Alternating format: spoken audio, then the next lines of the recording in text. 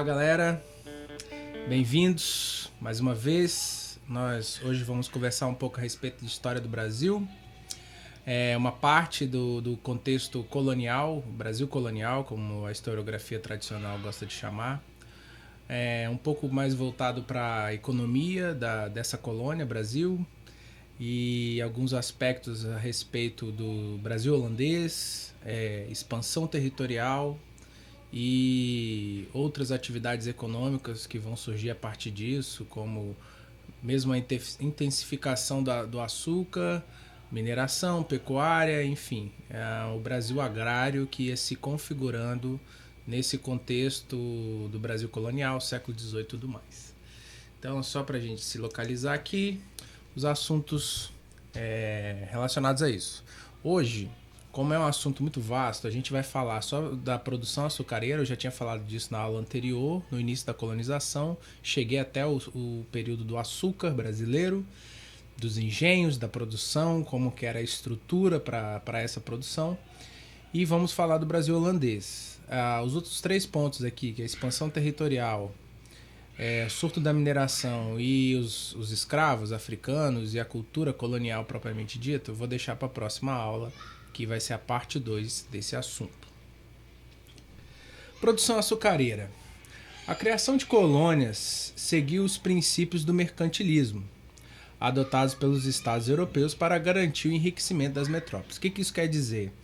A gente tem que lembrar sempre que nós estamos estudando, analisando um processo histórico de um Brasil que era colônia de um antigo regime, de um absolutismo português. E os portugueses olhavam para essa terra com um olhar mercantilista.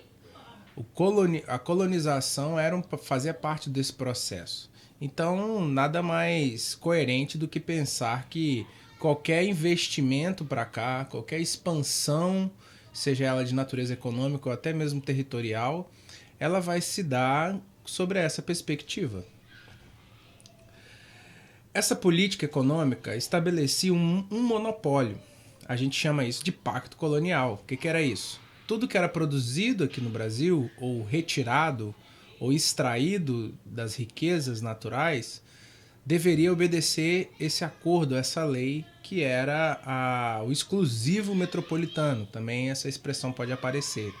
Que nada mais é do que o controle total da metrópole, Portugal, sobre toda a economia dessa colônia, uma vez que aqui está em vigor as leis e as regras desse absolutismo português. No caso de Portugal, a perda do monopólio das mercadorias orientais determinou a reorientação de sua política mercantilista, voltando seu foco para a exploração do Brasil. Eu falei disso na aula anterior.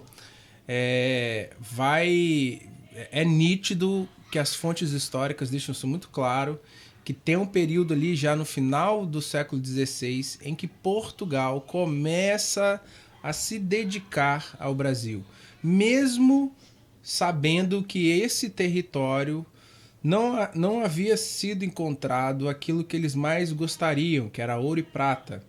Mesmo assim, as instabilidades econômicas, da balança econômica comercial, dos produtos orientais, das especiarias do Oriente, vai fazer com que Portugal coloque as suas atenções voltadas para essa terra. E é aí que entra o açúcar brasileiro. Foi por esse motivo que a ocupação do território brasileiro organizou-se por meio de produção da cana-de-açúcar. Isso vai se destacar principalmente no Nordeste. O açúcar vai ser o carro-chefe da economia colonial brasileira. E ele vai dar certo, principalmente no Nordeste, porque ele vai trazer uma certa prosperidade, podemos dizer assim. O açúcar brasileiro vai despontar. E eu não sei se vocês sabem, só uma curiosidade, já que eu botei uma imagem aqui sobre um canavial. Brasil, por conta dessa história, dessa tradição colonial, o Brasil hoje é o maior produtor de cana-de-açúcar. O Brasil era disparado por anos, por décadas, o grande produtor de cana-de-açúcar. Era o primeiríssimo da escala. O Brasil tem uma potência aí, porque cana-de-açúcar não é só alimento. Cana-de-açúcar, nos dias de hoje, também é fonte de energia, assim como o petróleo. E o Brasil tem uma potência na mão, mas eu julgo que ela é mal explorada, no bom sentido da palavra. Mas esse é o carro-chefe que se inicia ali, principalmente no século XVII, cana-de-açúcar na região do Nordeste, que vai ser o maior destaque. E aí vem a produção dos engenhos, nós já falamos disso, né? Por décadas foi a principal atividade econômica. Então a cana-de-açúcar puxou a economia da colônia Brasil. E puxou mesmo. E aí nesse contexto vem os holandeses. Bom, para a gente entender os holandeses, eles já estavam no cenário internacional disputando espaço nessa guerra comercial que ocorria entre mares, entre grandes reinos europeus, para ver quem tinha controle sobre alguns produtos ou algumas regiões. E a Holanda estava nesse processo. Vale lembrar aqui que a Holanda ela detinha certos direitos sobre a Holanda era a detentora da Companhia das Índias Ocidentais, então ela cuidava do transporte de vários produtos e ela tentava estabelecer acordos econômicos e tudo mais. Os holandeses, eles nesse contexto, eles queriam comercializar, eles eram muito voltados para o comércio, isso tinha a ver com uma cosmovisão religiosa, o calvinismo protestante vai ganhar muito terreno na Holanda, e o calvinismo pregava essa ideia do trabalho e tudo, então os holandeses eram muito voltados para isso, em cima dessa cultura, desse modelo de sociedade, inclusive que o sociólogo Max Weber escreve a ética protestante e o espírito capitalista, porque ele viu características peculiares, né, em culturas semelhantes à dos holandeses nesse contexto. E aí o que aconteceu? Em 1578, o rei de Portugal morre. Era um jovem rei, Dom Sebastião. Ele não deixou herdeiros, ele se envolveu numa guerra no continente africano, ele morre sem deixar herdeiros. O que acontece por conta disso? O Brasil passa a ser uma terra que vai ser disputada pelo reino da Espanha. Por quê? Porque não tinha deixado herdeiros, então um parente mais próximo desse rei morto português era o rei da Espanha, Dom Filipe II, e ele vai reivindicar o trono para ele. Acontece que ao fazer isso, ele meio que percebe não tem tanta atenção voltada para o Brasil, lembrando aqui que o rei da Espanha, embora agora ele vai assumir o trono de Portugal, na chamada União Ibérica, que é esse período, ele estava com as suas atenções fortemente voltadas para a colônia Espanha. Tem que lembrar que o território do atual México até o extremo sul da Argentina era todo controlado pela Espanha e era muito complicado.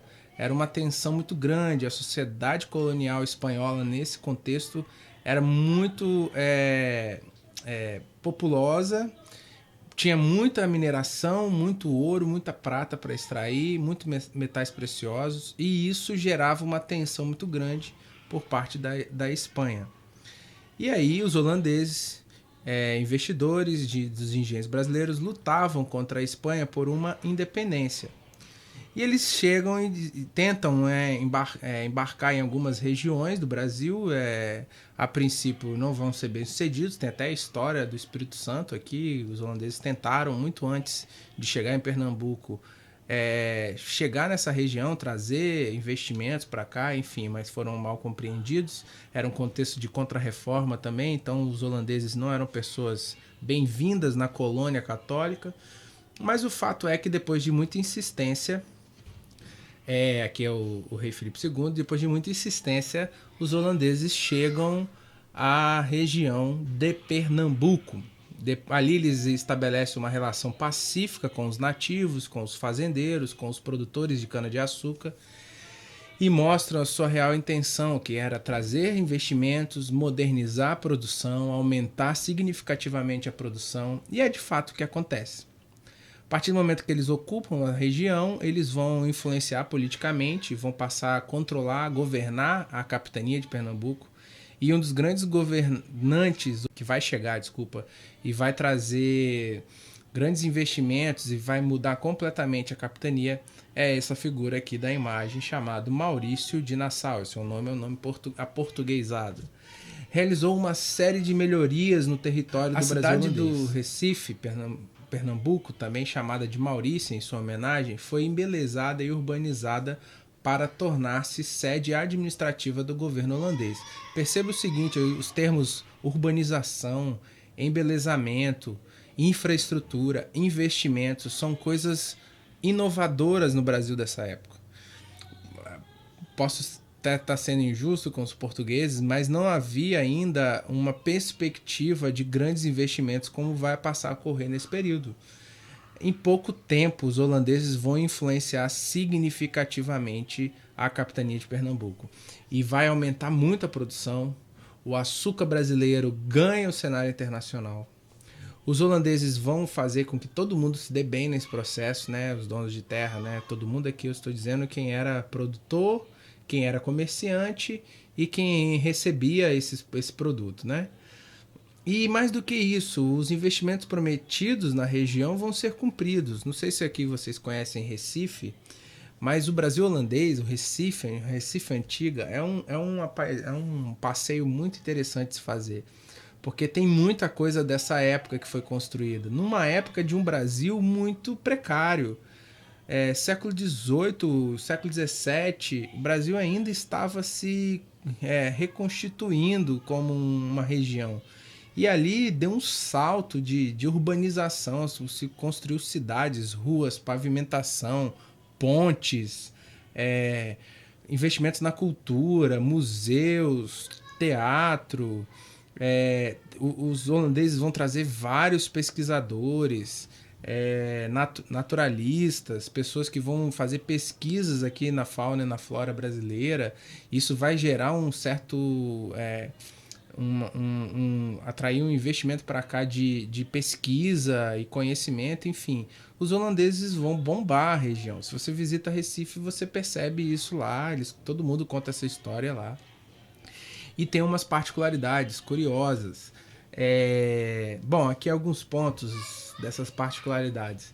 Estabeleceu relações amistosas entre holandeses, comerciantes e latifundiários. Restauraram seus engenhos com empréstimos, utilizados também na venda a crédito dos engenhos abandonados, visando restabelecer a produção de açúcar. Nassau incrementou no Nordeste a economia açucareira, introduziu métodos aperfeiçoados de cultivo de cana-de-açúcar e do fumo. Aí, cara, quando fala de crédito, de investimentos dos holandeses, tem essa história lá na Recife Antiga, tem lá o museu até hoje contando essa história. Essa foto é da fachada desse prédio. Quando a gente fala de empréstimos, é isso mesmo. Os holandeses trouxeram para cá banqueiros. E a maioria desses banqueiros eram judeus. Holandeses, judeus. E esses caras trouxeram fortunas para cá nos navios. E qual que era o objetivo? Abrir crédito, investimento, aquecer a economia, levar a economia para outros números, fazer com que os produtores produzissem mais, ganhassem mais e a cadeia produtiva toda se alargasse com isso.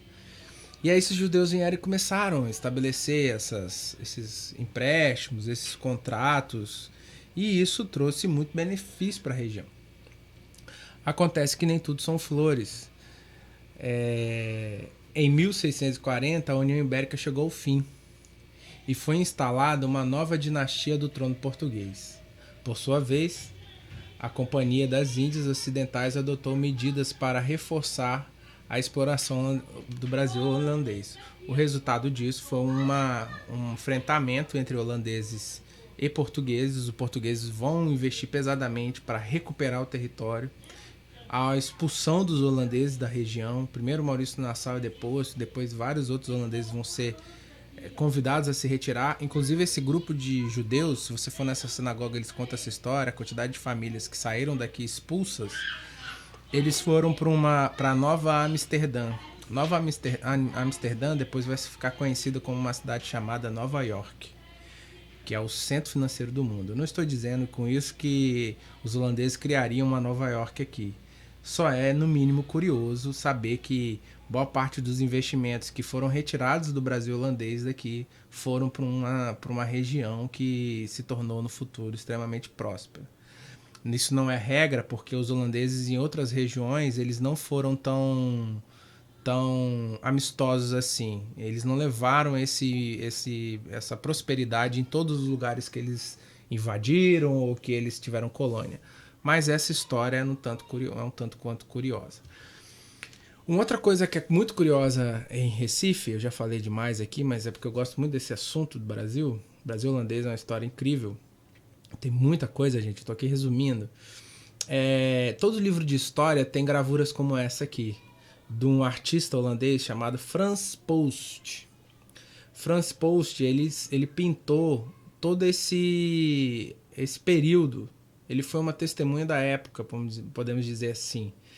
E aí essas telas são famosas no mundo inteiro, que representam aí a época dos holandeses no Brasil, e especificamente na região de Pernambuco.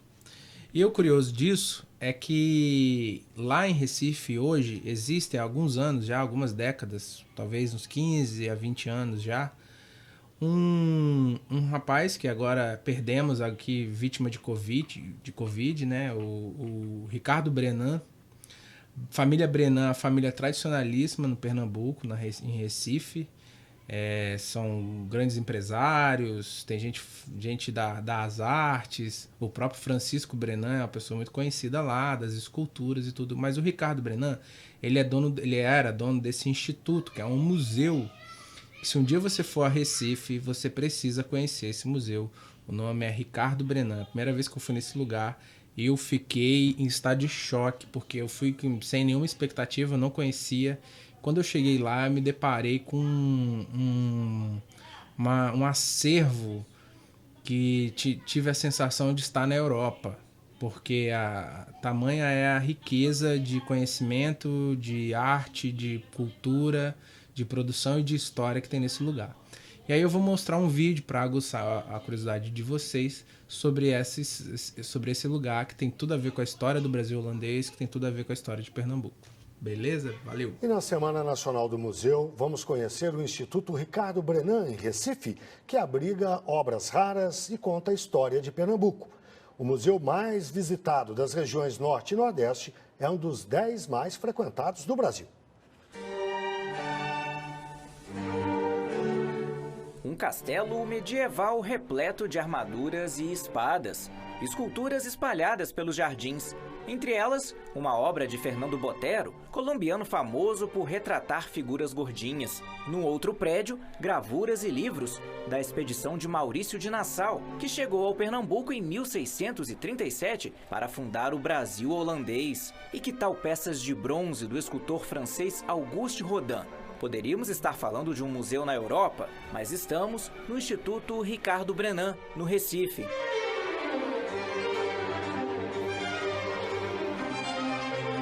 Logo na entrada eu já fiquei assim, encantada. Você fica sem palavras, porque realmente é impressionante. O acervo, tudo. O Instituto nasceu da paixão e iniciativa de um industrial pernambucano. Ricardo Brenan, hoje com 87 anos, é avesso a entrevistas. Quando criança, ganhou um canivete do pai, começou a colecionar o objeto e não parou mais. Tinha terminado a Segunda Guerra Mundial, em 1948, ele foi para a Europa adquirir novas fábricas para que a família montasse em Pernambuco.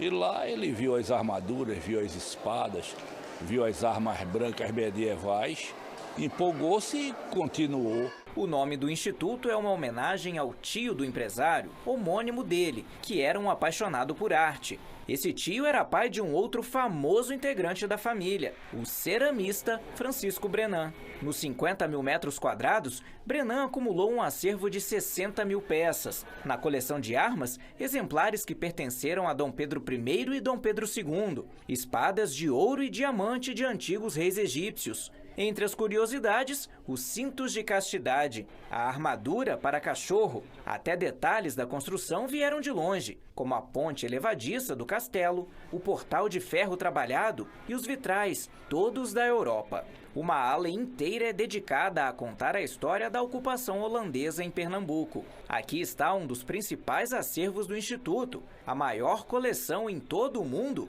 do pintor holandês Frans Post, um dos artistas integrantes da comitiva do Conde Maurício de Nassau, fundador da colônia de Nova Holanda, em Pernambuco. O acervo do Frans Post é muito relevante porque são peças únicas, ele é muito significativo para a história da arte holandesa, digamos, fora da Holanda, então é muito relevante, e especificamente para os temas de que eu me ocupo, que são arte italiana, arte renascentista, arte barroca. Para montar a coleção de Frans Post, o industrial Ricardo Brenan não mediu esforços. Certa vez, para conseguir comprar 2 telas do pintor holandês, ele teve que arrematar um lote inteiro, com quadros de 96 artistas. Foi uma das maiores aquisições do Instituto.